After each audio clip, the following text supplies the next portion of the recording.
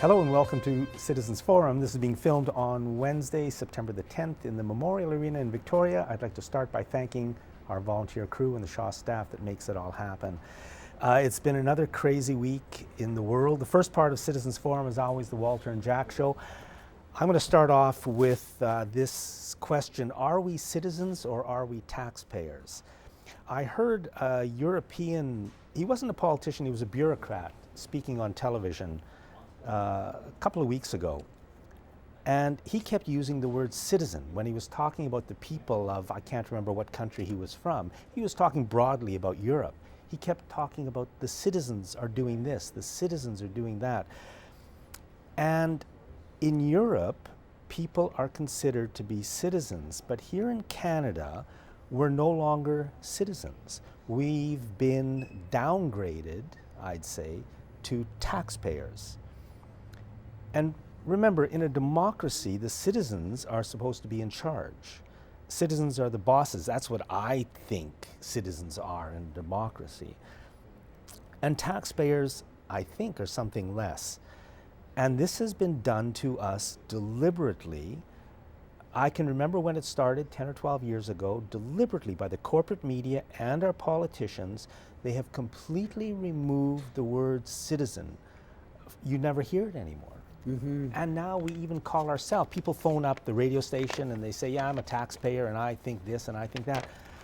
Well, we're more than taxpayers. We're supposed to be the citizens. And I think they want us to just pay our taxes. Our rulers want this, and don't bother them. The corporations don't want us to bother them. The politicians don't want us to bother them. I think we shouldn't let this happen. I think I would ask people, contact your media, contact your politician, and tell them whatever you think. I mean, if you're happy to be a taxpayer, I've got no problem with that. But for me, I want to be treated like a citizen. We're no longer treated like citizens in this country.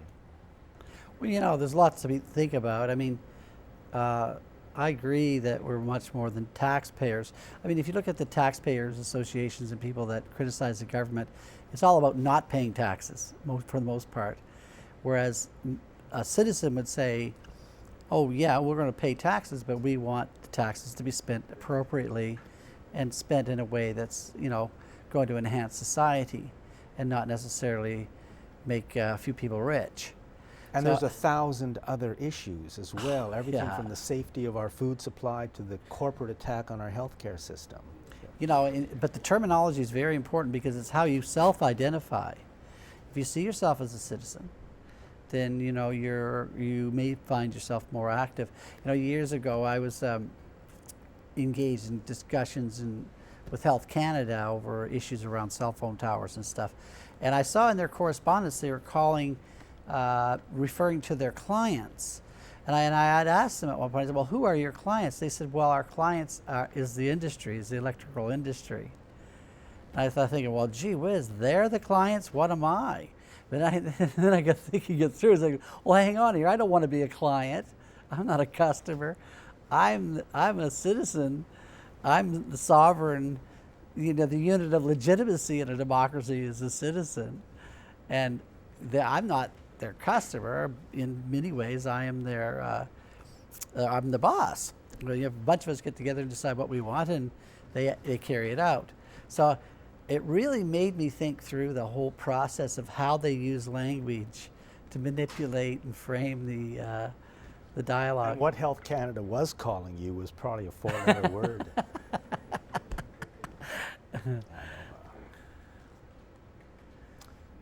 So I think we should get some feedback on the show, Jack, and some of the feedback was that we're being quite negative all the time.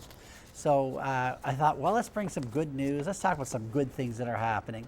A couple of things that I liked is an initiative being brought forward by leadnow.ca, and it's an online petition for people to go online and sign a letter of support for the Reform Act that's being brought forward by, I think it's MP Michael Chung, a Conservative MP who's brought forward proposed legislation that will take away some of the power away from the leaders of the parties. And as you know, and you've talked many times about it, that the leaders of the parties just tend to have too much power.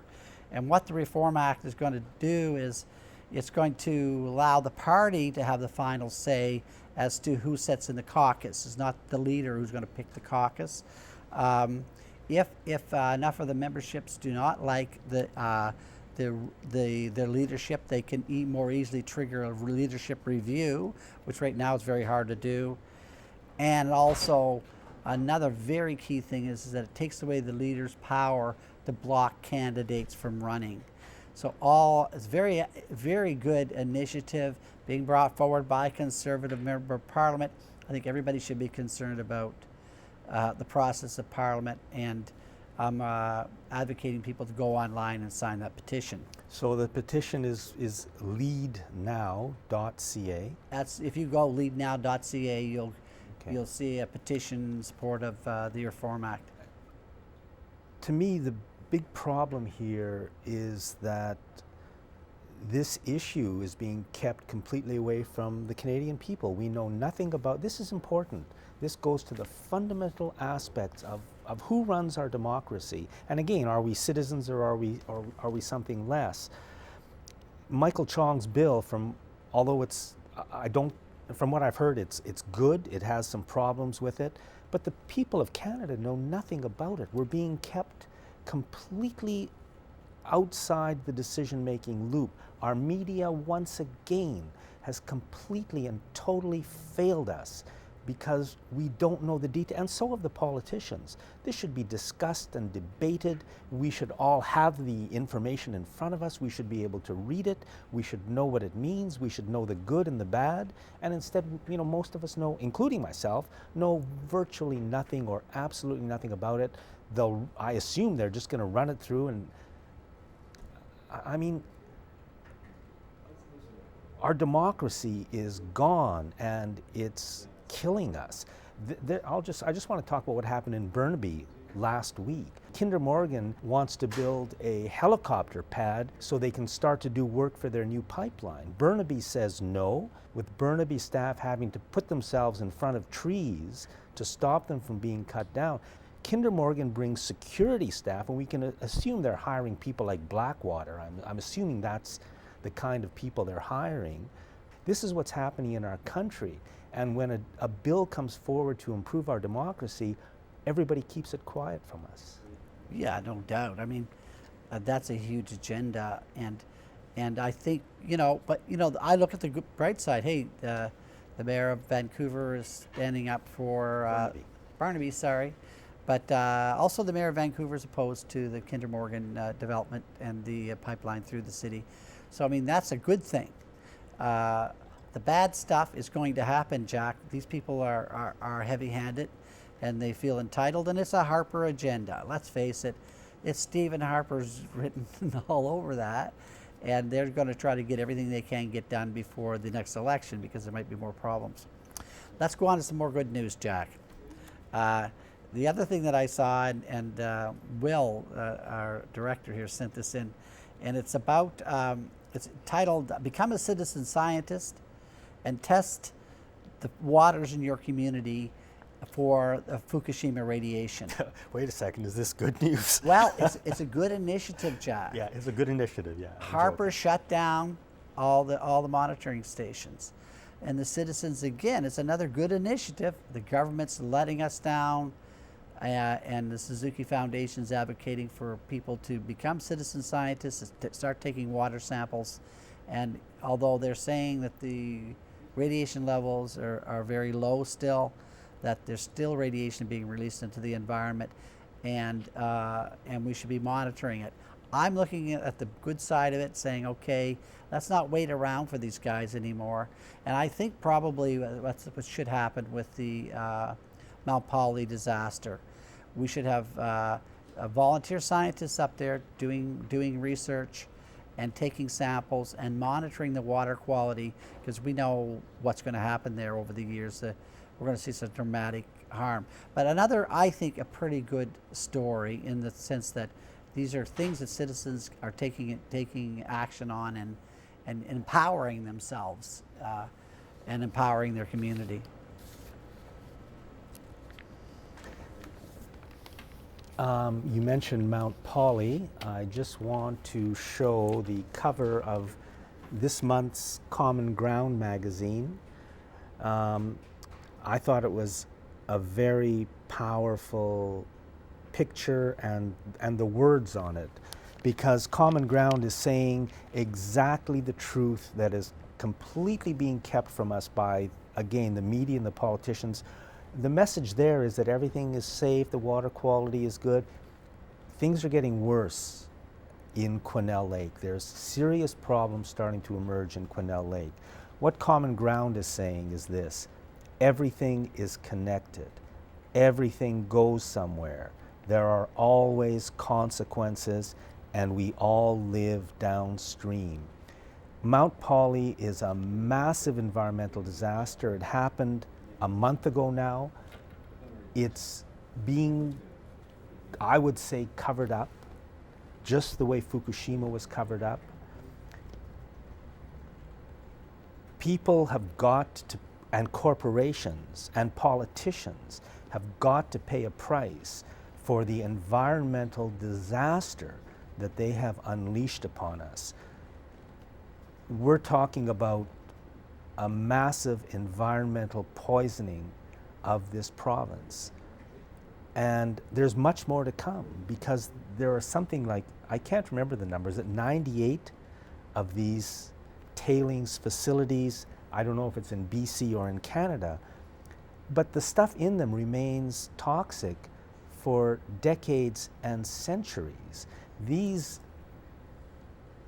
tailings lakes that have been created have got to remain structurally sound literally for centuries, or we're just poisoning the future. And they do it without, I mean, nobody knows about this. We can't go on doing what we're doing, because we're going to poison the entire planet. I guess that's not good news. Well, it isn't good news. You know, it's a disaster in every sense, and Common Ground coming out with that cover, with those words on that cover, is so important for us to get this picture in our heads, exactly what we're dealing with. This Liberal government, Jack, has the worst environmental record just about in the world. Mining companies flock to Canada because they can get away literally with murder, especially in third world countries, and they register here. And it's too expensive to mine in a lot of other countries because of environmental regulations. We don't have them here. These guys are making hundreds and hundreds of millions of dollars a year in profits and waltzing out of British Columbia with our heritage and our children's future. And the Liberals are selling us down the road. And there's no good news about this one. No doubt we could talk about this for years and years to come. And there's just nothing to sort out here. The people that made those decisions to allow those tailings ponds to be like that should not be in office. And some of these people should be prosecuted. You know, there seems to be no consequences for these decisions, which are deliberate. They were warned for years that this particular tailings pond was in trouble, and they ignored it, and the government ignored it, no matter how they spin it. There's engineering reports, and it'll, you know, that was warning them that there was a problem. So it's up to us again. Contact your MLA, contact your member of parliament, contact your media. I mean, I don't even know what we can say. But we've got to start. That's all we can do, but we've got to do that. Well, we have to have a change in government, and we do have to have a change in the culture of government. And we know, you know, you and I have talked about this, and I think there's a lot of evidence to support the fact that the NDP helped the Liberals get elected this time. The upper echelons of the NDP absolutely sold us out and collaborated with the Liberals to trick Adrian Dixon to believing he was winning an election. He wasn't. and they very slickly brought in Christy Clark, and she was elected. But I think the election was stolen from British Columbians. There's a lot of good solid evidence to support that. So we can't turn to the NDP because they're complicit in the crime, and they're not really offering that much in terms of mining. You see the leaders of the NDP get the hard hats on, and they all get excited, and they just think it's wonderful.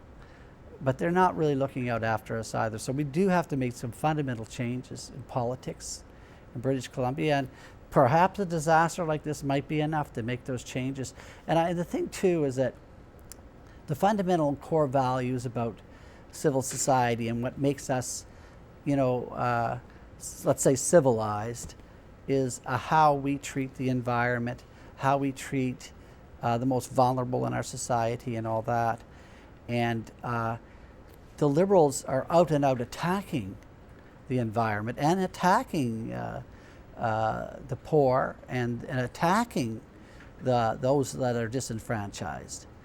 And the NDP are just sort of, cheering them on the side, more or less, although they give it all lip service, but they're really not offering too much for a change. I just want to run through something about amalgamation. It really bothers me the way CFAX is promoting the amalgamation issue. CFAX has a lot of power in this city. It's the biggest radio station in the city, and I don't mind CFAX debating amalgamation or discussing amalgamation or informing us amalgamation, but when you get a powerful entity like that that's pushing one side of the question and pushing the local politicians, I mean, there's a fear factor there, because CFAX is saying basically we want amalgamation. It's going to be the solution to all our problems. It's like an assault on our election and our democracy. The question that's been brought forward in Victoria by Marianne Alto, and I think supported by the rest of the council, is a question that is designed to get a yes answer. I think the people of Victoria deserve the question, do you want Victoria to amalgamate? They can ask their own question too, but that question should be asked, because they're putting forward a question that will get a yes answer, and then they're going to say people want amalgamation when they're not asking that question. Yeah, perhaps. Do you want Victoria to amalgamate with Esquimalt or with Saanich? Be specific. Why not? A regional amalgamation it would be a huge initiative that the province would have to push through. I don't think they get the stomach for it, to tell you the truth. Hopefully they don't, because it really would be bad for us. We got a few minutes left. The corporate attack on public education being carried out by a corrupt provincial government. Well, that's a good introduction. Otherwise known as the teacher strike. Joel Backen, the author of The Corporation, and a new book called Childhood Under Siege, and I'd like to bring the book in and review it sometime, is saying that and he's a Rhodes Scholar and an internationally acclaimed lawyer and litigator, is saying that what the teachers are proposing makes all the sense in the world. Let's set aside the issues that are before the courts, which is all about class size and composition. Let's arbitrate, go into arbitration with a third party, and settle all the other outstanding issues, then go back to work. And when the courts make their decisions, enter into the discussion on the outstanding issues. Very, very reasonable proposal. Of course, the government and the media are spinning that around in the most wildest manner, but it's a very, very reasonable thing. I just wanted to bring something up to you, because in Joel Backen's book, Childhood Under Siege, he talks about childhood labor laws. And who do you think, what province in Canada has the worst labor laws? Take a guess. In Canada? Or yeah, I would say British Columbia. British Columbia. And what country in the world has the least amount of protection for childhood labor? Don't tell me it's Canada. Canada and the United States are equal. They're at the bottom. So Canada and the United States have the worst child labor child protection laws on labor in the world. BC is the worst in Canada. And BC has the worst legislation in Canada, which puts us at the bottom. Now, when Christy Clark talks about families first, this is legislation brought in by the Liberal government, and it flies in the face of reality. A child at 12 years old can be hired to work in British Columbia without the consent of their parents. Nowhere else in the world can you find that. So that's where we're at with this little Liberal government, and this is what the teachers are facing. It's a battle. I believe the teachers are having a battle, and they're representing the citizens of the British Columbia up against the government of British Columbia. Well, somebody who I know and respect has suggested that we look into the idea of a general strike. I mean, personally, I don't think people are ready for that, but it's because people, I mean, to build up towards a general strike is an action that requires, Yeah. you know, if it makes sense. We have the union movement has no ability to do that, but anyways, let's throw it out there as, Well, as I a think tactic. it's time, because when your constitutional rights are under attack, these are not just issues about wages and benefits and things of that nature. The Liberal government has flouted the Supreme Court of British Columbia rulings twice that said that they were bargaining in bad faith, and that the teachers had the fundamental right under the Charter Rights and Freedoms to negotiate working conditions, and the government has again and again tried not to abide by the rulings of the Supreme Court. We're talking about if we don't have the courts' rulings being abided by the government, we have tyranny. It's so simple as that. And Walter, we're that's out of what we're time. fighting. We have to end on tyranny. Tyranny it is. But we are citizens. Thanks for watching this segment of Citizens Forum. Hello and welcome to the second segment of Citizens Forum. Our guest in this segment is Pamela McCall. Pamela is with a group called SAM Canada, and we're going to be talking about cannabis and the issue of should it be legalized or should it not be legalized. So maybe you can tell us something about SAM Canada. Sure. SAM Canada is the short name for Smart Approaches to Marijuana Canada. It's a national nonpartisan organization that is made up of people from the academic establishment of this country, some of the country's leading scientists, academics, professionals in the field of law, the field of law enforcement, education, and medicine. And they came together to try and bring Canadians a more balanced conversation about the use of marijuana. Canada leads the world with the highest rate of use of any other country in the Western world. We have the highest number of children using cannabis. So we think that that is something that needs to be addressed. And we also do a lot of work in tracking the media and the bias that we're seeing in the propaganda coming from the pro-pot lobby. We see studies showing that Canadian children do not understand the risks associated with marijuana use, even though they're clearly established by science. And so we want very much to bring this conversation back to a public health discussion out of the political realm. We think that it has enormous ramifications for not only children and families, but also for our public health system, our education system, our productivity as a country, the workplace, and pretty well all of society is touched by cannabis. So it's a really big initiative we've started. We're up against an incredibly well-funded pot lobby, and we're up against some political operatives. So, you know, we have a big challenge ahead of us, but the fire in our belly and our passion for what we do, you know, is driving us. And although we're a small group, we are being noticed. We are having the media reach out to us, and some of our most prominent members, such as Dr. Harold Calant, who has a PhD and is one of the leading scientists in this country. He's 90 years old. He was a friend of Banting's. I mean, this man knows what he's talking about when he says legalization would be a very big mistake. So. Okay, usually I agree with the guests we have on the program, but on this issue, I mean, like most Canadians, I probably don't know much about it except having lived my whole life through it. And seeing that a plant like cannabis that causes so many problems, I think, because it's illegal. And that's why I think the majority of BCers and possibly the majority of Canadians, I don't know the numbers, that we should move to legalization or decriminalization, even though I don't know, like most Canadians, what either of those two terms means. Right, right. Well, 8.2% of Canadian adults use cannabis, so the people who use it are a very small elite. The majority of Canadians, I mean the vast majority of Canadians do not use it, and it is an illegal drug, and that is one of the reasons they don't.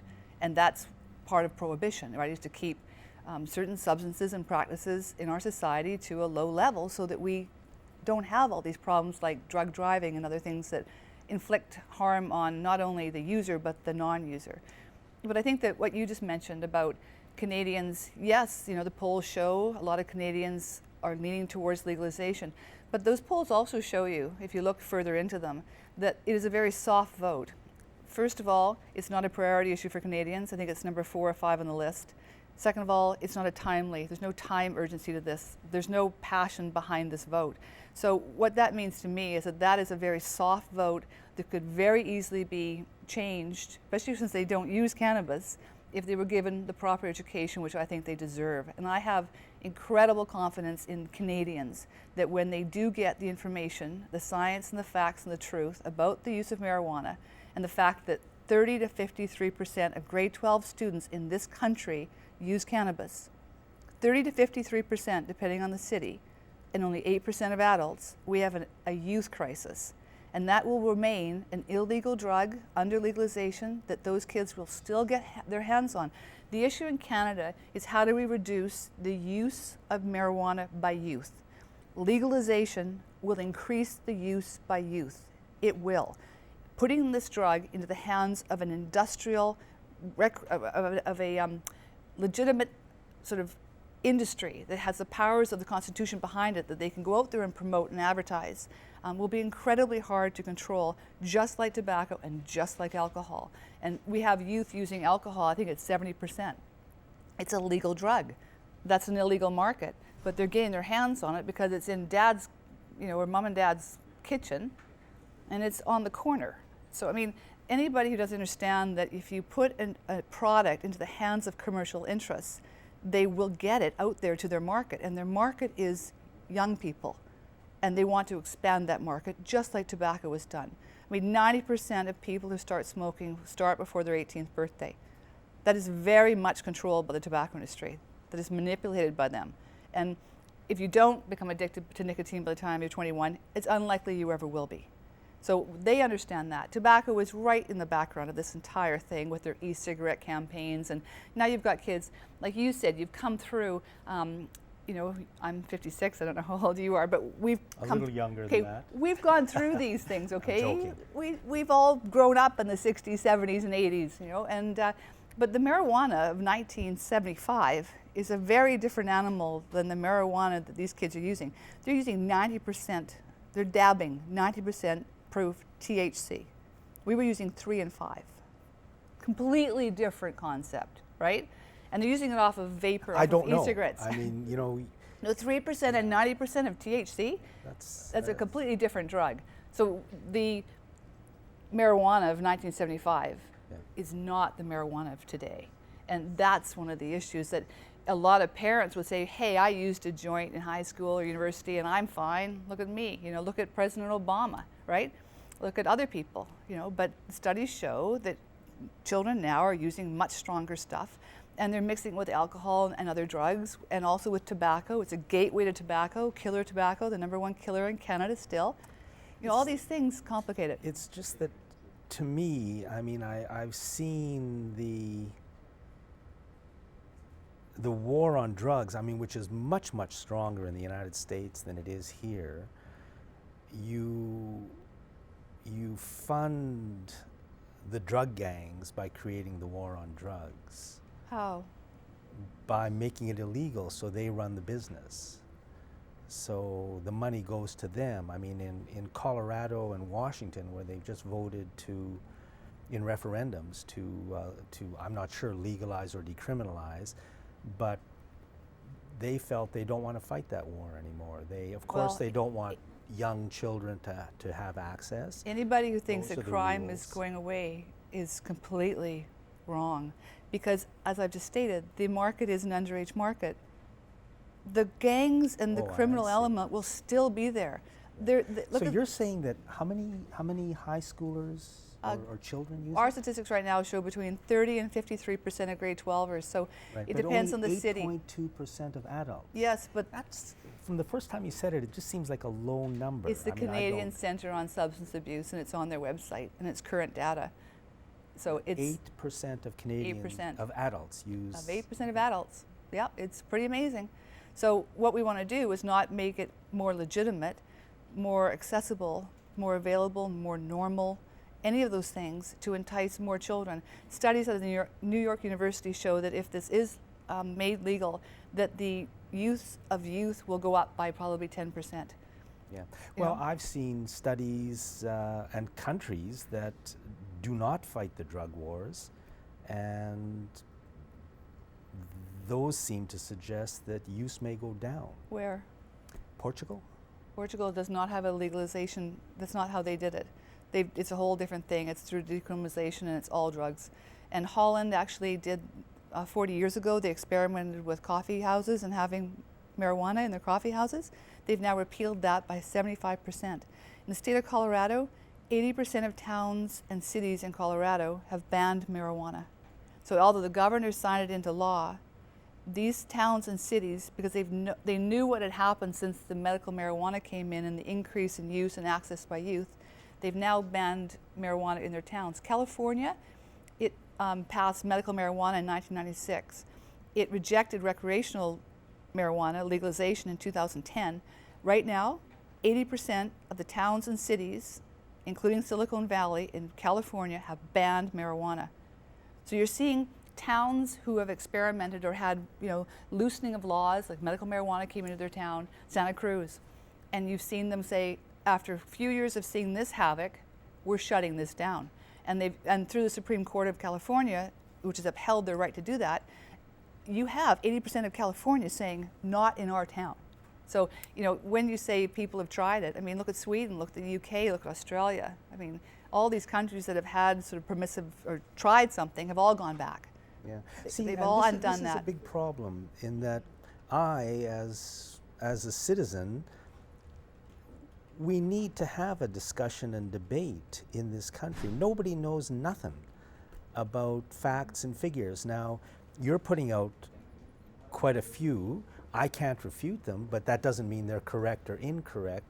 We just don't know. I mean, there's lots of scientists, judges, police officers, court officials who, there's an organization called LEAP, which is Law Enforcement Against Prohibition, who argue kind of the opposite of SAM Canada.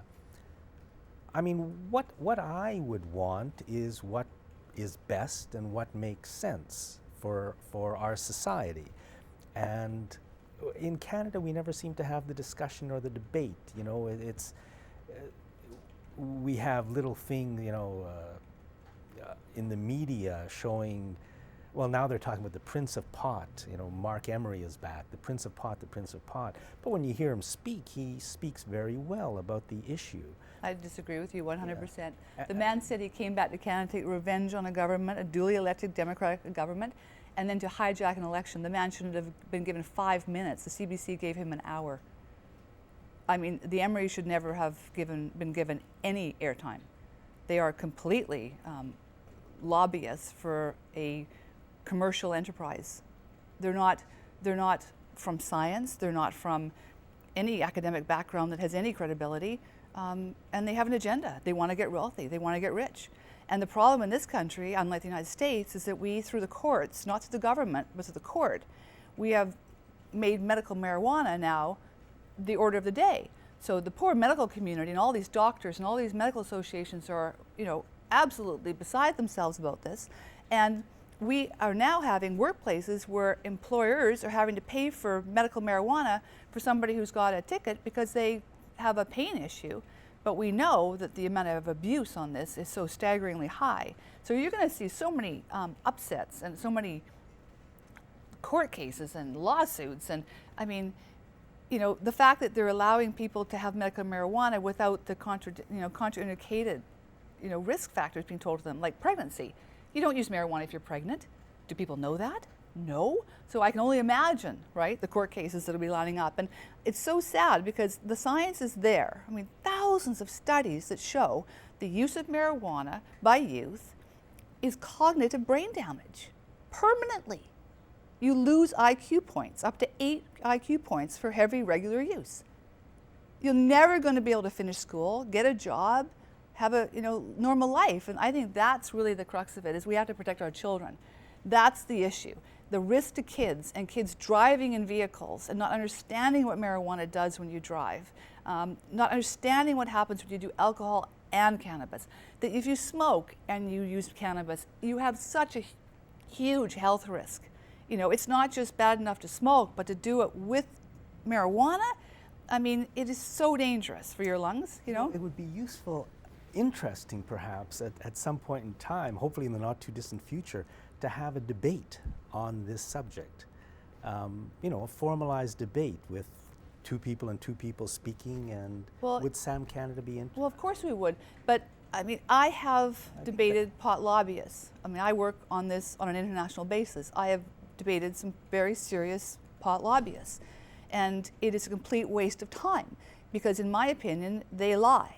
They're deceitful and they lie, and they have a very aggressive agenda. They have American operatives in our country, running the next election, just so you know. That's where it's coming from. This isn't just Canadian politics. This is a way bigger picture here. And that these Americans who want this whole, you know, pot discussion politicized, and that they can come into our country and do this. I mean, it strikes at the heart of democracy. It strikes at the heart of what it is to be Canadian. And it's a ruse on drug policy. So, I mean, it's a very big conversation. So I totally welcome a debate. But what I really want is to have people reach out to Sam Canada and say, I want to hear from a doctor. I want to hear from a scientist. I want to hear from somebody who knows what they're talking about, who has spent their entire career on this. Like Dr. Andrea Smith at the University of Ottawa. She's probably the lead in the world on pregnancy and cannabis. Talk to her. The woman has no interest in any medical marijuana company. You know, she's not trying to make a buck. Her entire career has been built on this.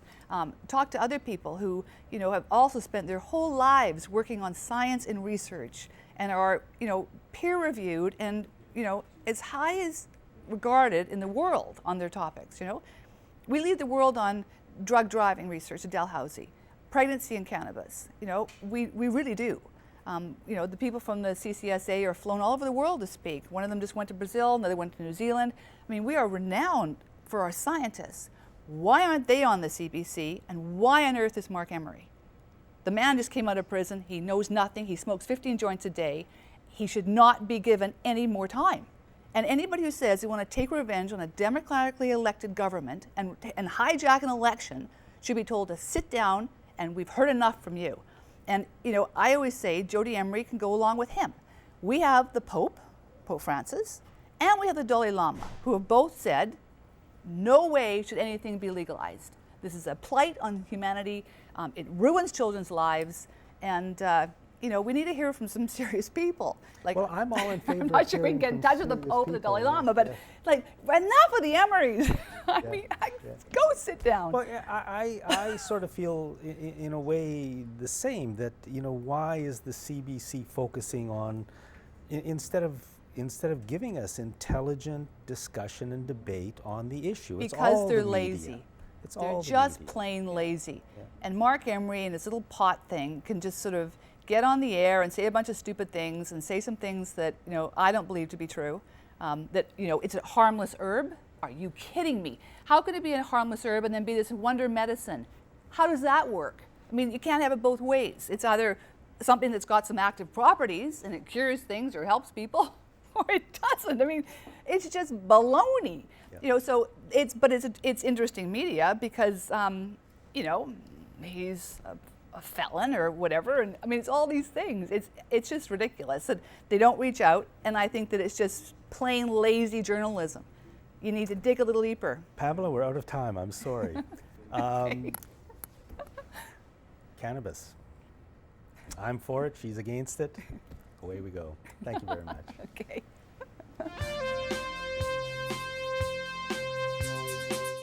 Welcome to segment 3 of Citizens Forum, being filmed on Wednesday, September the 10th in the beautiful Memorial Arena in Victoria. I'd like to just once again thank the volunteer crew and Shaw staff that makes it all happen. Our guest in this segment is Chris Cook.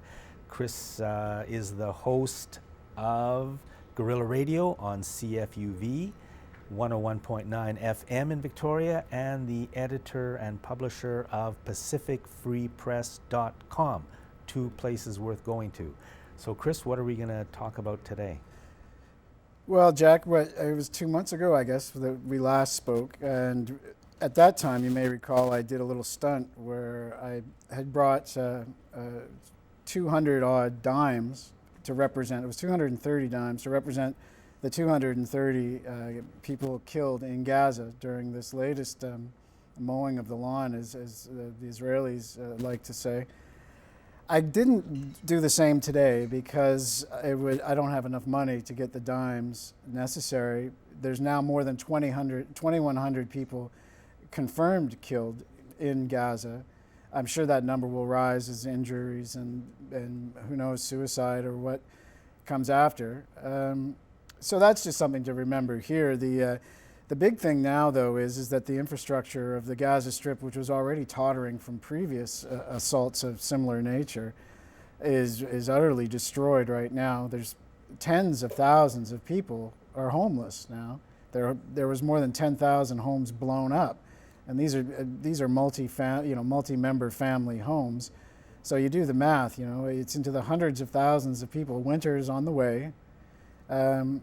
Israel still is not allowing reconstruction materials to come into the Gaza Strip. The borders are still closed. And the fragile ceasefire, the latest one, is being broken even as we speak now. And the West Bank is also in turmoil. So I don't know what all has been accomplished by this, but the press has rather moved on, largely.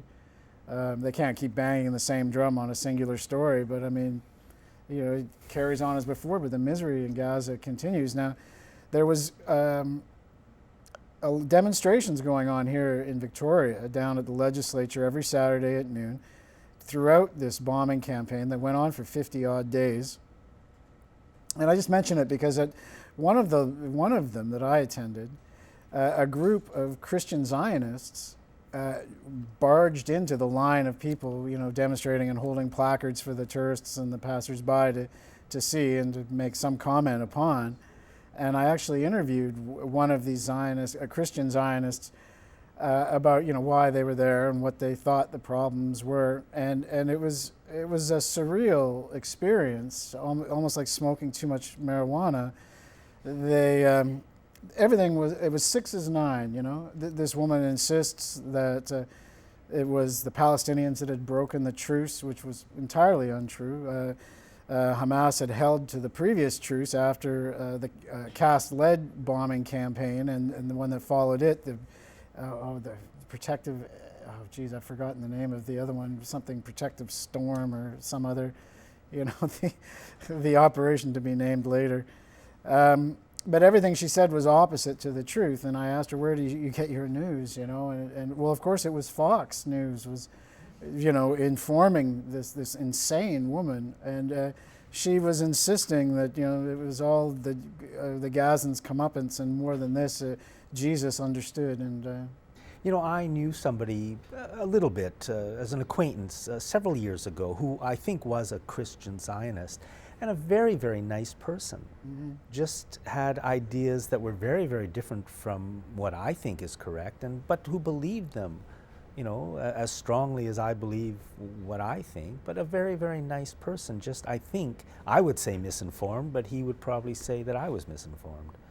Well, they want to see the second coming of Christ, and they don't have enough faith in their religion to know that they'll see Christ when they die. They want to see the whole world die at the same time, and the unbelievers burn in the everlasting hell and so forth and so on. If that's what being a Christian is, you can keep it as far as I'm concerned. Is there now a ceasefire in Gaza? Because I don't even know. There's officially a ceasefire, yes, but in the West Bank and in Gaza, there are still people being killed by the Israeli military, as has been the case continuously.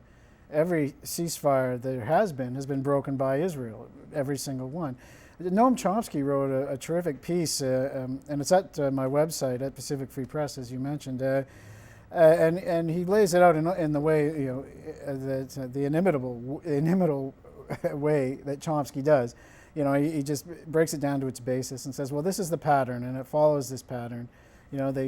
Israel bombs and destroys things. They call a ceasefire. They get terms. Hamas holds the ceasefire. Israel breaks every term and provokes and provokes and provokes until somebody fires a rocket out of Gaza. And then they use that excuse to start the whole cycle of heavy bombing all over again. And we've seen it in 2006. We saw Gaza get bombed in 2008 and 9. In the Christmas time bombing, we saw it. 2012, we saw it again. And now here again, we're seeing it. It's as cyclical, as predictable as the tides, And I really recommend Chomsky's piece. He looks at it quite calmly and says, well, this is it. And so we can expect by Chomsky's figuring, if nothing changes, and I can't see anything that will in the immediate future at least, 2016, there'll be another, mowing of the lawn in Gaza with 1,000 or 2,000 killed. Although some say this has gone too far. They said it the last time too, but this is definitely the biggest one, with more than 2,000 killed outright. And 2,000 dead means thousands and thousands of people injured, seriously injured, crippled. More than 100,000 homeless. Yeah, what's the solution there, do you think? I mean, what are the... Well, end the occupation. Israel's an occupying force. I mean, if the rest of the world would apply the norms of international law to Israel, it would end tomorrow. I mean, Israel is rightly a pariah in most of the world, but is still supported by Canada, most vociferously by our Prime Minister, the United States, of course, and the Western nations of Europe and the Alliance. They go along, but for the rest of the world, South America and Africa and Asia, they all see what this is for what it is, but it carries on because the West is still the most powerful game in town. Yeah. Another wrong thing we're doing. Let's move on to Ukraine, which is an equal, or another difficult situation where it looks like, I mean, what I see is the West, led by the corporations who run the United States, pushing for yet another war and another enemy that we don't need. None of it makes sense. 6 is 9 again. And the media on this is just unbelievable. Unbelievable. I mean, as ever, I guess. But I mean, you have to keep reminding people of what happened. And I understand it's difficult, the memory hole and everything else. But there was an elected government in Ukraine before this began. And that elected government, democratically elected government, was given a choice. The European Union and America forced the issue to make Ukrainians choose between an alliance with the European Union and a trade alliance, or to stay, with the Russian trade structure that they had in place already. And they've got obviously strong traditional terms with Russia, but and the Soviet Union before that. Well, they made it a referendum, basically an election referendum, much like the free trade deal was here, way back when with Mr. Mulroney, and the president won out. They were going to stay the course with Russia. The EU didn't offer them a great deal. Well, that was beyond the pale, and then after that, this government was driven out by foreign terrorists and mercenaries, and a coup government took over. And much of the foot soldiers, the stormtroopers for this, were known Nazi organizations within Ukraine. So what you have now, the so-called government that everybody was quick to recognize in the West, is a coup government that literally sent the president and his cabinet fleeing for their lives from the capital. And this is what passes for a legitimate government.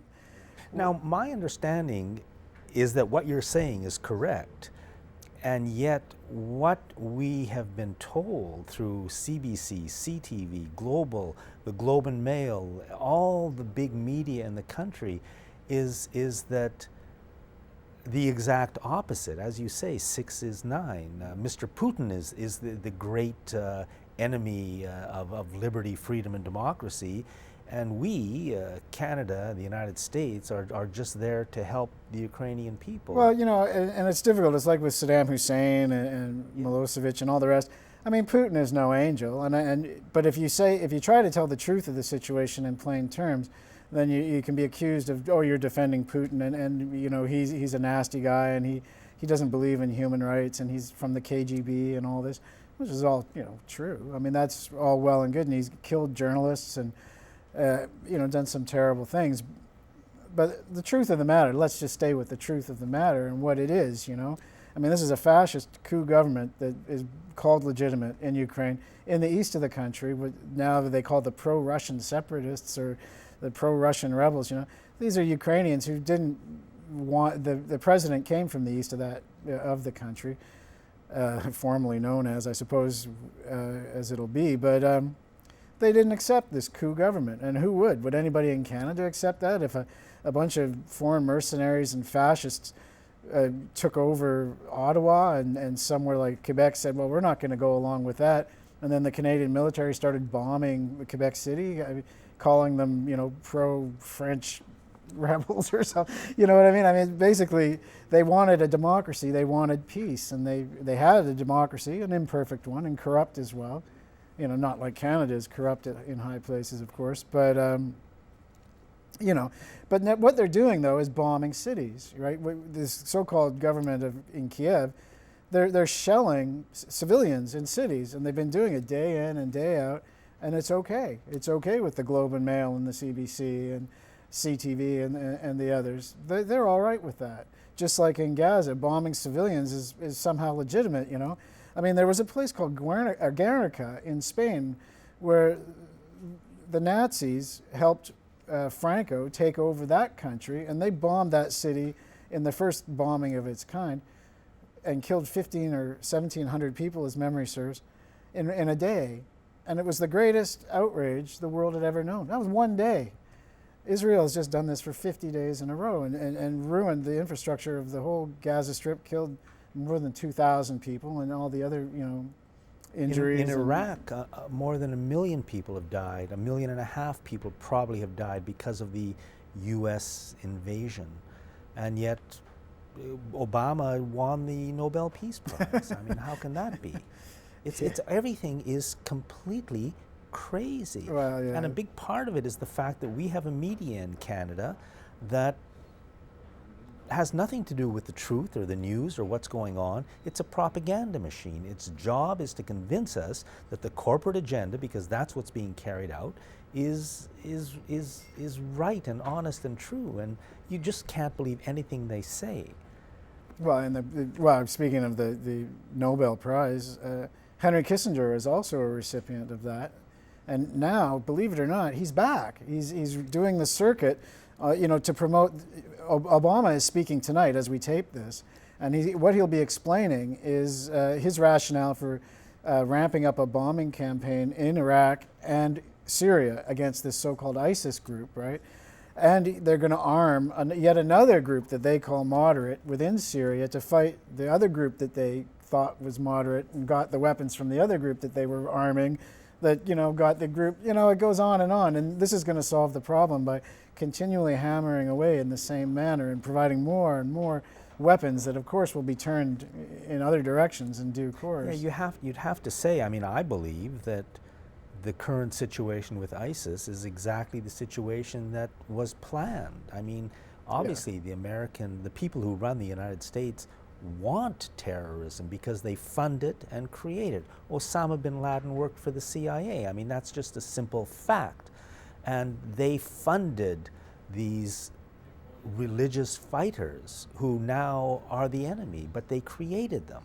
Well, the great fear was that there would be within the Arab lands, there would be secular governments, you know, Really, yeah. secular democratic governments, And if you look at whose governments who gets bombed and who gets ruined, they were these most secular countries, Iraq and Syria, Lebanon, anywhere, and Pakistan. I mean, okay, it wasn't perfect, no, but they were democracies, and they were moving in that direction. And Iran was too, before the CIA overthrew the democratically elected head there, and Egypt as well. Yeah. The enemy, I'd say, is the people who run the United States and who run Canada as well. They're the ones we have to watch out for. You wanted to talk a little bit about Mount Poly, which, well, yeah, I although did it's my completely show. different, is the same thing. Imperial Metals ran a mine. I mean, I guess everybody knows it now. They had a tailings dam, earthen dam. They filled and filled and filled until it broke, and now it spilled at the town of Likely in BC and into Quesnel Lake, and which runs into the Fraser. There's a great worry about the salmon who are returning just now because all the toxic stuff. The real, in my mind, the real scandal was the reaction of the British Columbia government. Our Bill Bennett, our mines minister, says, "Oh no, the damage there is no different than the avalanches that we see all over the province every year." Yeah, right, Bill. That and 10 million cubic meters of tailings waste, right? I mean, that's just, we get that all the time, right?